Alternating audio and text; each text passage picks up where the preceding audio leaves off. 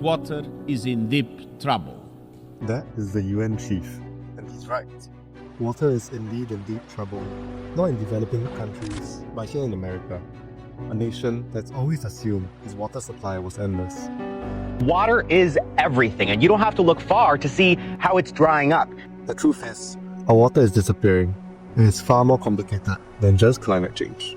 Something new is incredibly thirsty and making the problem worse, much worse. For years, we've heard the usual explanations: climate change, crumbling infrastructure, or people being wasteful at home. And while those things do play a part, they're hiding a much bigger issue. A hidden curse has emerged, quietly draining billions of gallons from our most vital reserves, with little public awareness or accountability.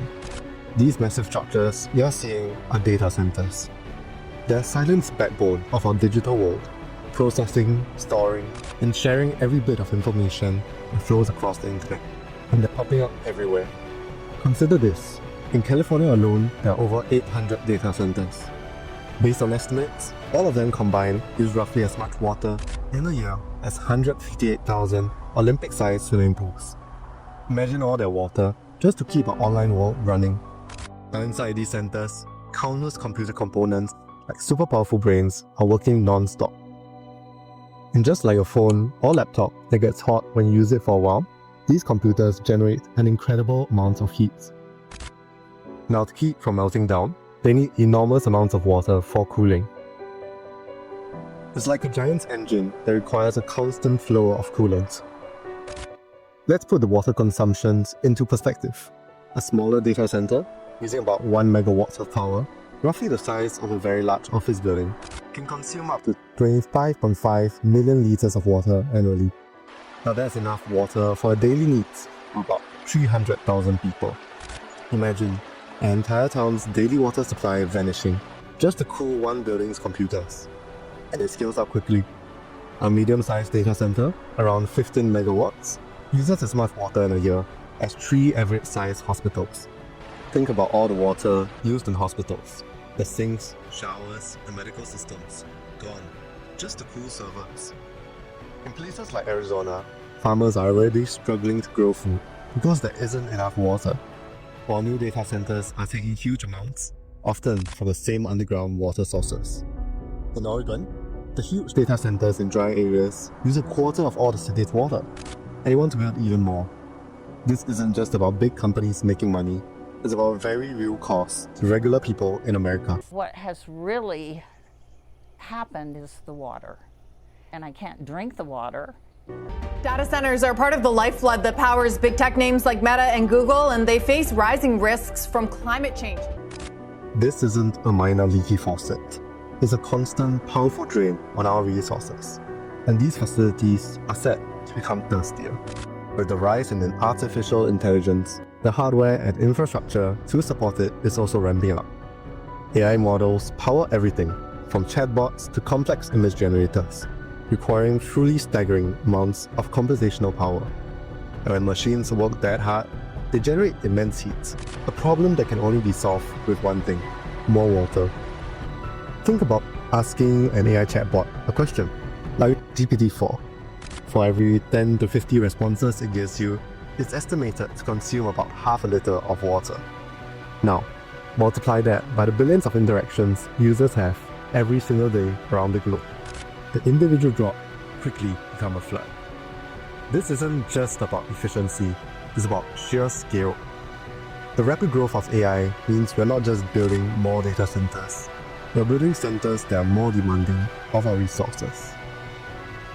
Experts project that by 2027, the global demand for water from AI alone could reach an astonishing 1.7 trillion gallons. To give you a sense of that scale, that's 6 times the total annual water usage of Denmark. Now this isn't a problem for tomorrow. It's happening now, accelerating faster than most realize. As our demand for artificial intelligence grows in business and our personal lives, it's expected to create increasing strain on our vital natural resource. But why are these data centers consistently built in the driest regions of the world? This isn't a coincidence or some oversight by the companies building them. There's a calculated, deliberate reason behind it. These data centers, especially those designed for high-end performance computing like AI, must be built inland. Why? Because the very humidity in the air, particularly near coastlines, can cause significant problems. High humidity leads to condensation, which can corrode the sensitive metal components and intricate circuitry inside the server. Salt water, if used for cooling, is even worse. It's highly corrosive and will destroy the equipment. So, to protect their valuable hardware, these tech giants are forced to seek out environments with naturally low humidity and dry air. This means they gravitate towards places like the American Southwest, Arizona, Nevada, and part of Texas. Regions that are already battling historic droughts and dwindling freshwater reserves. These are the communities where reservoirs are at dangerously low levels, and where residents are seeing their water bills skyrocket. It's a stark contradiction. The infrastructure for our advanced digital future, for the cutting edge of AI, is being built on the foundations of increasingly scarce water. The very conditions that make these locations ideal for protecting hardware are precisely what made them vulnerable to an intensified water crisis. It begs the question, when our technological process collides with the fundamental need for water, what truly matters most? This escalating demand for water, especially in regions already fighting for every drop, brings us to a critical crossroads. What does the future hold for these data centers and for our water supply? Right now, the dominant method for cooling these super hot computers is still air cooling, which often relies on evaporative cooling towers. They are essentially big industrial humidifiers that release massive amounts of water vapor into the air, and this water is simply lost into the atmosphere. However, there are solutions, technologies that exist today that could drastically reduce this water footprint.